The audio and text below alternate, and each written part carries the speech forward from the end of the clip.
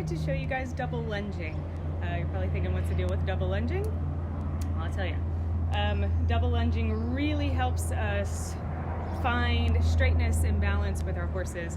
Lunging with just a single lunge line, the horse can kind of drift to the inside, maybe use one side of their body more than the other. A lot of times when you see lunging, especially in a small round pen or with a small circle, a horse that gets off balance, a horse that can't really maintain a lead very well in their back end.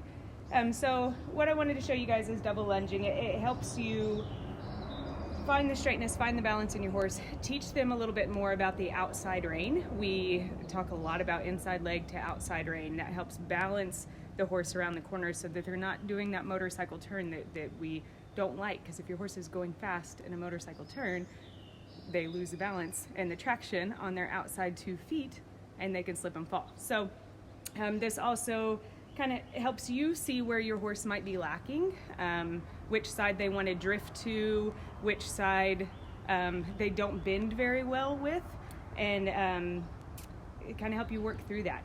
It also gets you a little bit closer to your horse when you're lunging, so it kind of helps build that trust and awareness, and definitely body awareness of your horse and yourself.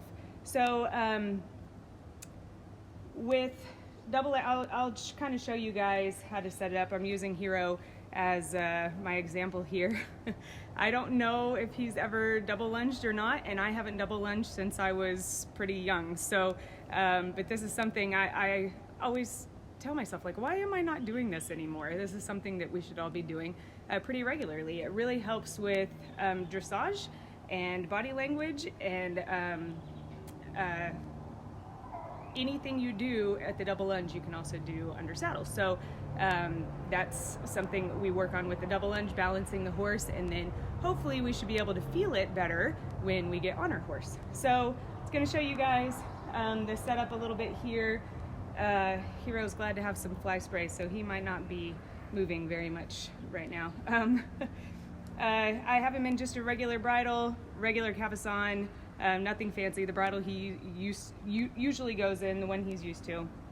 The reins, I throw him over the neck here, and then I actually secure them with the Velcro straps from the saddle pad that I put on here. So that just keeps the reins, the buckle kind of in the middle where they should be. And then I take the reins right here, and I cross one over the other, and then I run my throat latch through the cross, bring it back up together. That way, what do you see? That doesn't add any tension or anything like that. All that does is keep him safe from stepping in the reins if he were to put his head down too far, and we don't want the reins falling down towards his feet. So let me see if I can move him over so we can see.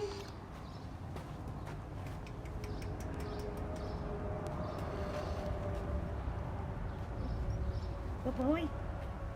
So I have just a regular lunging surcingle here. I don't have anything fancy. You can buy these pretty much any online tack store. They don't run very high.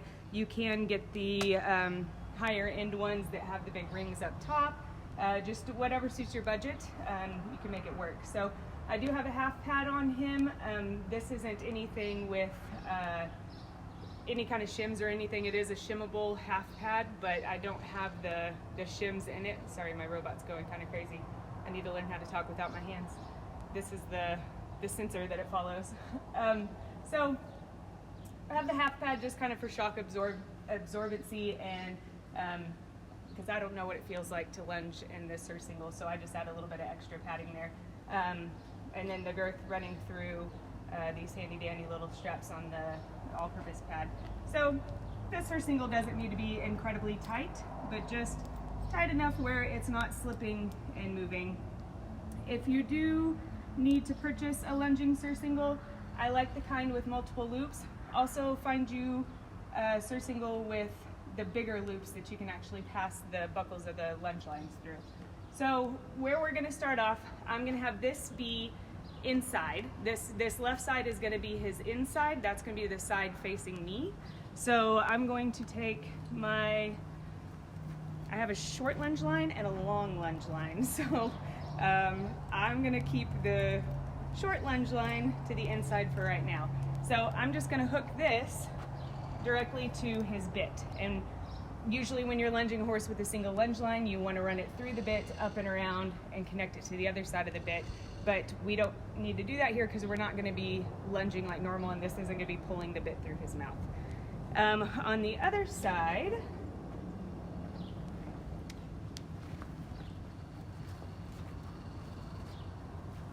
this is going to be his outside. His right side starting off is going to be his outside. Oh gosh, we're going crazy. I think sometimes that thing has a hard time tracking me. So on the outside, I have a little bit longer lunge line. I'm going to pass this through this ring right here. And that just barely fits. And then attach this to his bit here. I like to face the snaps towards the inside that I didn't do over here. Face the snaps towards the inside. And then that, you know what this thing, can't see me. Here we go, I'm over here. There we go. This, I think it's reflecting off the windows. Try to stand back over here. Okay, so this side again is the outside. So I'm going to start. One thing for safety I want to tell you, these loops are never allowed.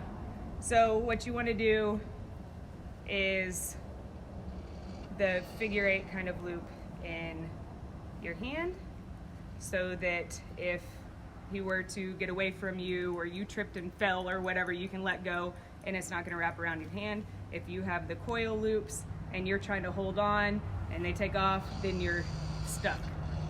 Oh, this thing's driving me crazy. There it goes. So pay attention to that. Coils only. Try to coil up the excess because we're going to be walking around a lot and possibly even trotting, depending on how well he does with this. So always try to keep the tails of your lunge line in order. Also, if you want to try this, especially for the first time, try it with a horse who is very familiar with lunging.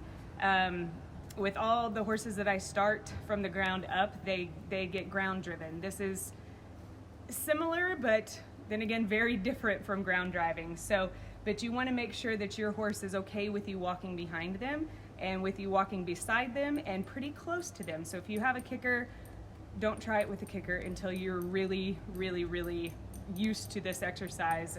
Just keep yourself safe. You know your horse, so if you have any hesitations being behind your horse, don't even try it. Find another horse to try it on. I have plenty, and they could all use the work. So we'll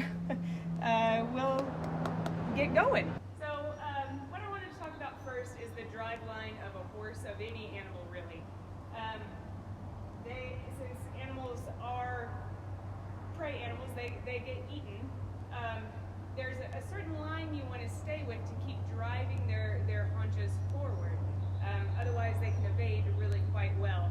So body language is their number one form of communication, so we want to make sure that we are speaking their language anytime we try to train our horses at all. So if I'm standing here, that's going to make him move his shoulder. If I'm standing back here, that's going to make him move more of his barrel. If I'm here, that's going to make him move forward. And that's what I want to do. He's not going to move until I tell him to do so. So I'm just standing here holding my bunch of lunge lines. So what you want to do is kind of create a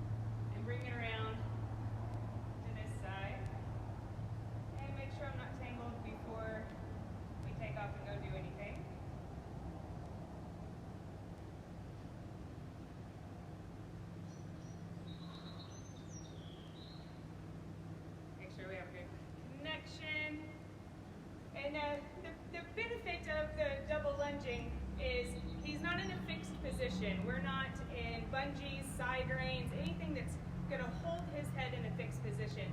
What we're going to try to do is mimic the stimulation we give them in the saddle with our leg and with our seat to engage their hindquarters to push forward to that bit and then round naturally onto that bit.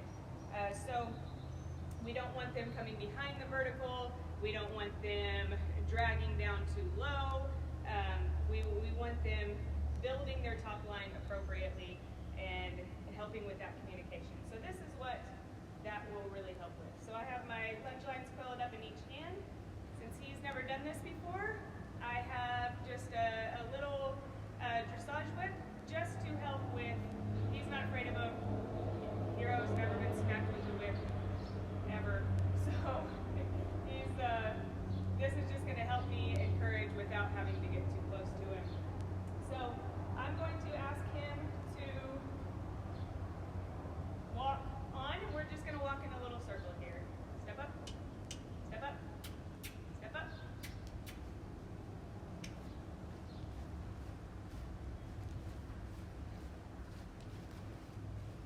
I'm keeping to the inside of his inside hip. And I just want him to get used to this feeling, even though it's hero. You never know.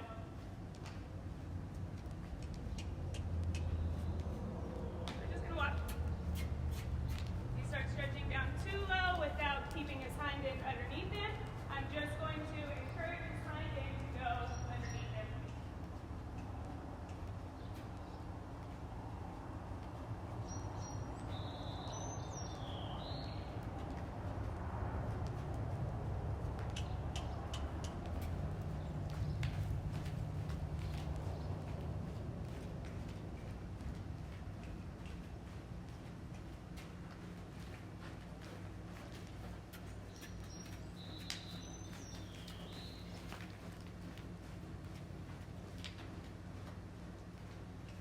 Now I'm going to add a little bit of that outside rein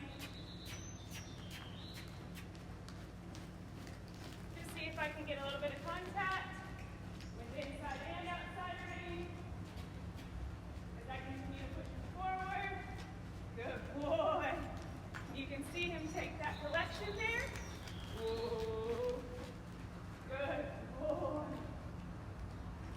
Once he figures that out, I let him walk.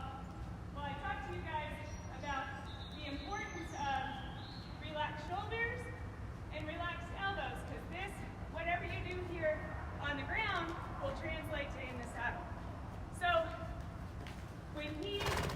when I wanted to add that contact, I increased the pressure coming from behind. So my voice, and showed him a little bit of the drop, or of the whip, and increased that pressure coming from behind.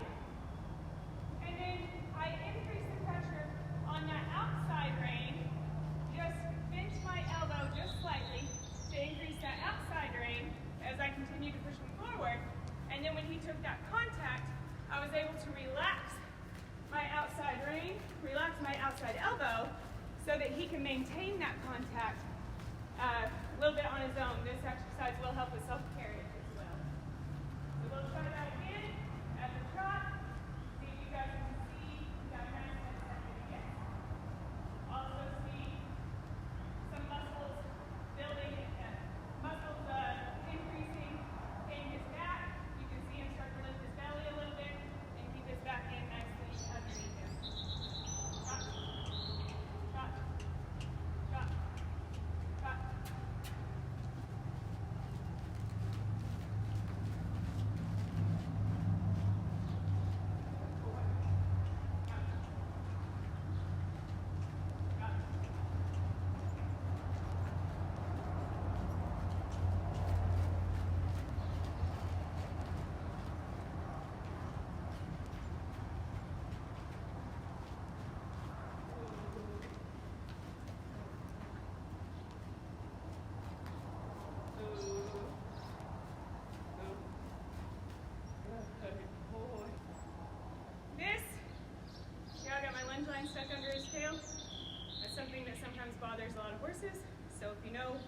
you don't know how your horse will react, try with all your might to desensitize them to it beforehand. Also, to keep that lunge line up just a little bit more. So, I'm going to change directions now. The only thing I'm going to do is I'm going to slide the end of this lunge line through the ring so that it looks like that side.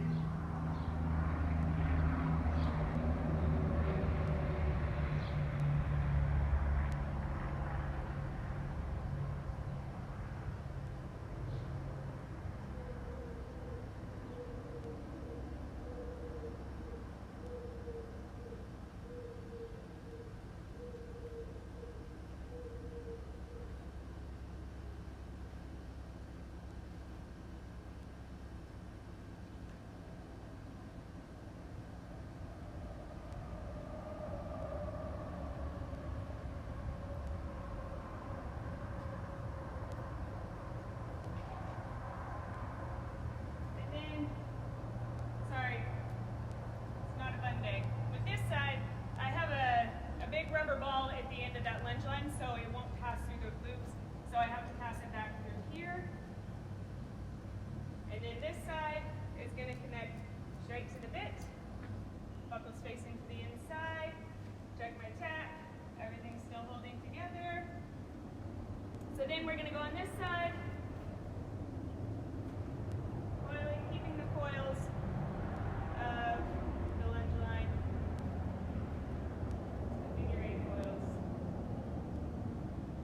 Your horse to move a little bit more away from you, you can drop one of the coils. Okay. Switch in my left hand, and then I'll ask him to go forward. Step up. Hero. Step up.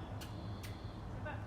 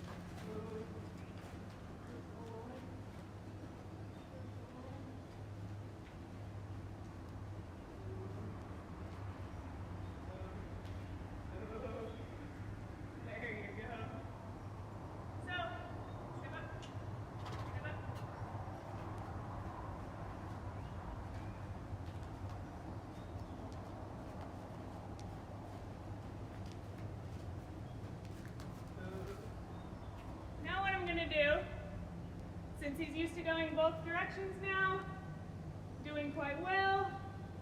He's okay with me waving a whip around him. If your horse is not, make sure you tuck that somewhere. So now what I'm going to do is I'm going to get both of these set up on this upper ring. If you want more of a low stretch, you can use a lower ring. If you have the rings up top, the big ones, you can pass them through there, and that will mimic the most closely to where your hands are when you're riding. Sorry, I'm out of shape. This is only my second day jogging, so bear with me while I huff and puff over here. So now I have both sides set up the same way. So now I don't really have an inside or an outside, so to speak. I have both reins collected in the same way. I use my arms the same way, and now we can figure eight, we can bend, we can serpentine, we can do whatever he's ready to do. So I'm going to always be to the inside of whichever side is his inside. So I want him to make a left-hand turn first. Make sure my long reins here are even. I will invest in an actual pair of long reins one of these days, but this works for now. Now I'm going to keep my crop down. He's pretty well voice trained. If I need it, I can add it, but I'm just going to leave my crop pointed down for now. So I'm going to ask him to step up again. I'm going to stand to the inside because I want that left-hand turn. Step up, walk, walk. Good boy.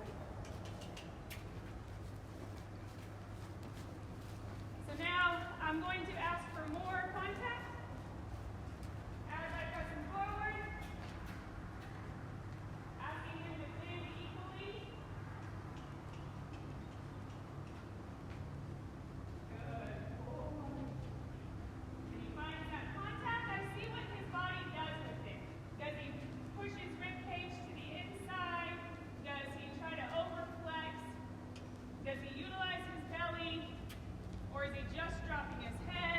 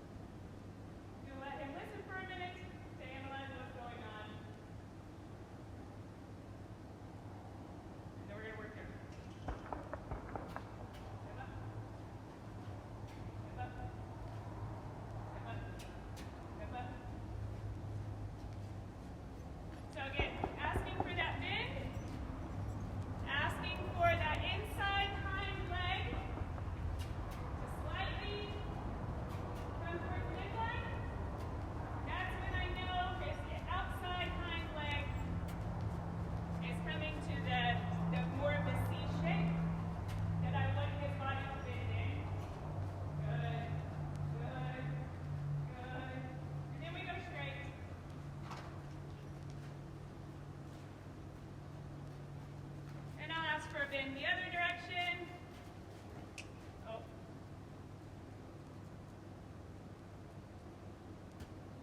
Sorry.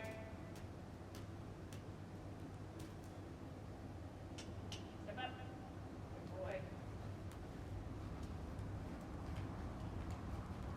See how well he did in this direction?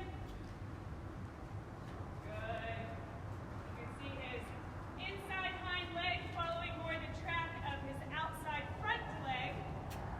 That's what we're looking for.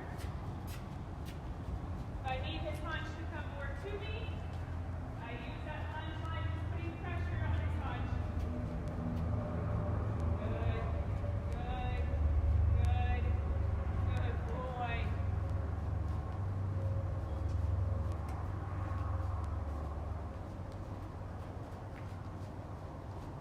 Can I see straightness? Good boy.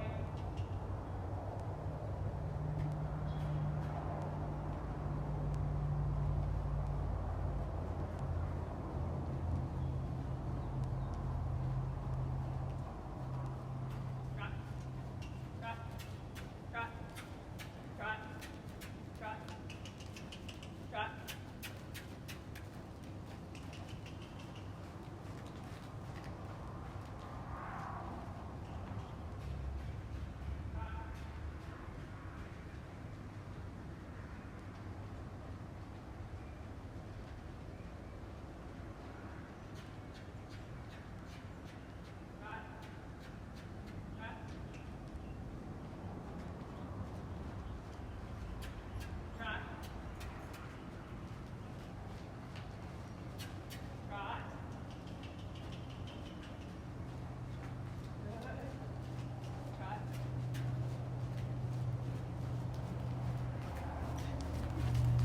Keep an eye on that camera.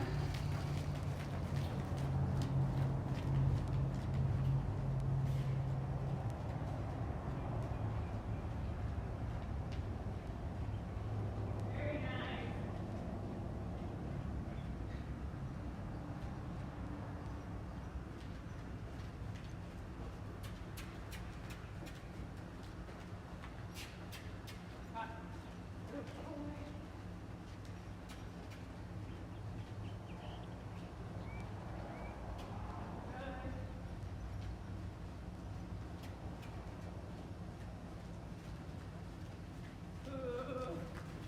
Oh, man. Oh, pretty excited. So, I hope you can see there I couldn't talk and demonstrate what I was doing. I need to do a lot more of this. So, I was doing a big straight, straight across that diagonal, bend, straight, across the diagonal, bend, straight, across the diagonal. So he did quite well with that. Hardest part is keeping him going because he's very leg driven, and if I don't have a lot of leg on him, which I don't here, then he's a little bit more hesitant to go forward.